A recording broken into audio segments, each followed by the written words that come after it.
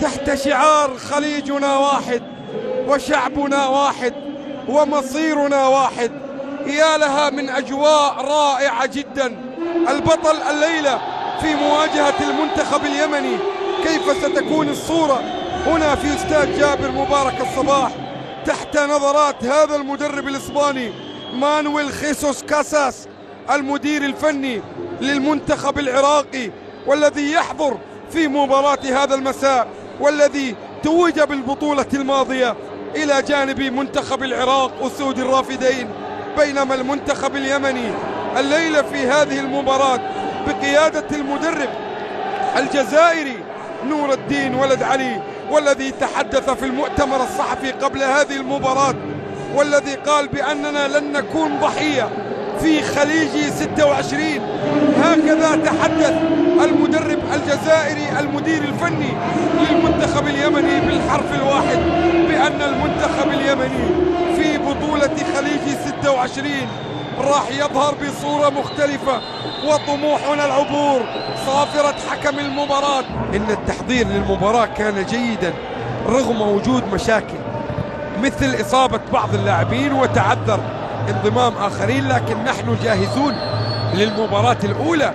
هكذا كان يتحدث المدرب الإسباني المدرب كاساس الحاضر مع المنتخب العراقي. تسديدة، يا سلام، تسديدة قوية في اللقطة الماضية من جانب اللاعب إبراهيم بايش، والتسديدة التي تحولت إلى خارج أرضية الملعب. الكرة الأخطر حتى الآن، والتسديد من خارج منطقة الجزاء ومن مسافة بعيدة، من مسافة بعيدة لإبراهيم بايش. سبق وأن فعل ذلك في دوري روشن، والآن يريد فعل ذلك على مستوى خليجي زين 26 هنا في الكويت. نعرف أن هدفنا هو إسعاد الشعب العراقي. منذ البداية وجدنا مساندة من الشعب العراقي، ونملك رغبة في أن نجعله فخورا بمنتخب بلاده. هذه انطلاقة للعراق من الجهة اليسرى، عرضية داخل منطقة الجزاء. التسديدة بعد ذلك مرة أخرى لا جديد. السيطرة العراقية ما زالت متواجدة، لكن بلغة الأرقام وبلغة الأهداف هي أصفار حتى الآن، هي أصفار. هذا محمد هاشم الباص الطويل إلى ناصر محمدو في الجهة اليمنى. كرة يمنية، كرة يمنية، هجمة الآن. الله الله، والتسديدة بهذا المجهود الفردي من جانب اللاعب ناصر محمدو، لكن كرة ناصر محمدو تقدم. طبعا المجموعة الثانية التي تضم الكويت وعمان والإمارات وقطر. اليوم عندنا مباراتين في هذه المجموعة، غدا بمشيئة الله تعالى راح يكون يوم راحة، ما في مباريات. لكن هذه كرة يمنية، كرة يمنية. عمر الداحي راح وما جلب معاه الأفراح. هو راح لكنه ما جلب معاه الأفراح. في اللقطة الماضية مهاجم المنتخب اليمني عمر الداحي الذي انطلق. شوف المرتدة، التمريرة ما فيها اوفسايد، انطلاقة هروب من الرقابة الدفاعية، وانذار يمني أول على المنتخب العراقي في هذه اللحظات وفي هذه الأثناء. عمر الداحي في الدقيقة 27 استطاع المنتخب اليمني الوصول بواحدة من المرتدات وتحقيق الهجمة الأولى والخطورة الأولى على مرمى المنتخب العراقي. عادت إلى إبراهيم بايش، أكثر اللاعبين لمسا للكرة في هذه المباراة أو في النصف ساعة من عمر شوط المباراة الأول هو اللاعب إبراهيم بايش. هذه انطلاقة بالكعب، الله، عرضية، لكن خروج من جانب حارس المرمى.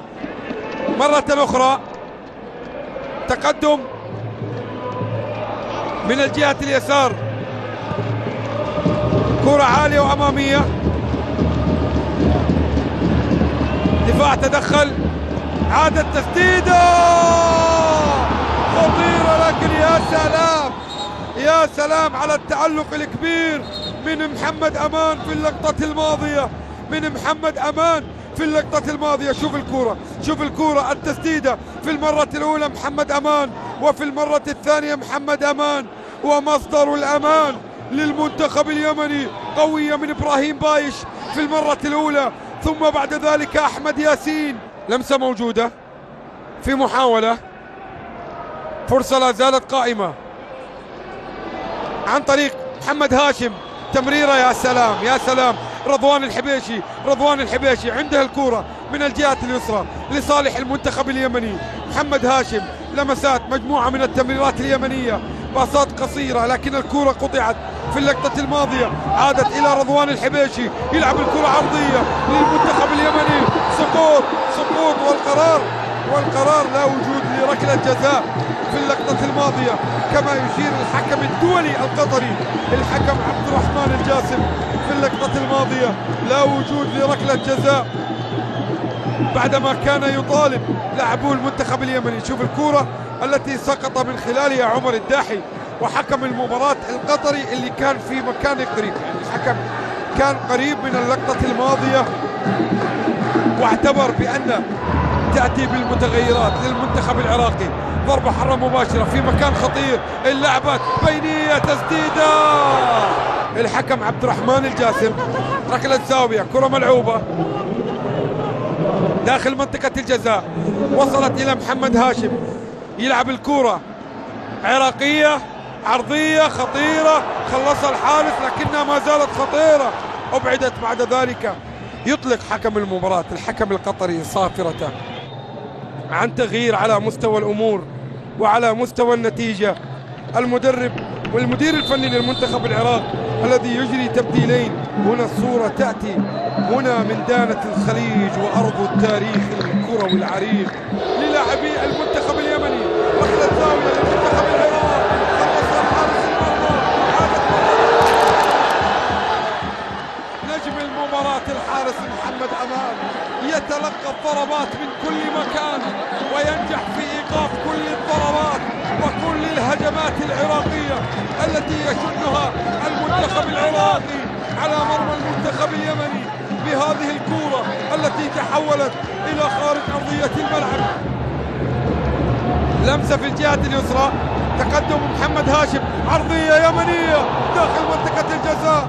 الكرة أيضا بتتخلص في اللقطة الماضية. المنتخب اليمني الذي يريد بواحدة من المرتدات أن تكون قاتلة على مرمى المنتخب العراقي.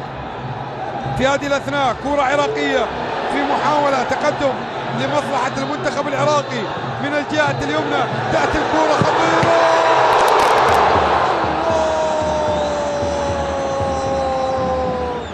قوية من علي جاسم، لكن الأمان من حارس الأمان محمد أمان.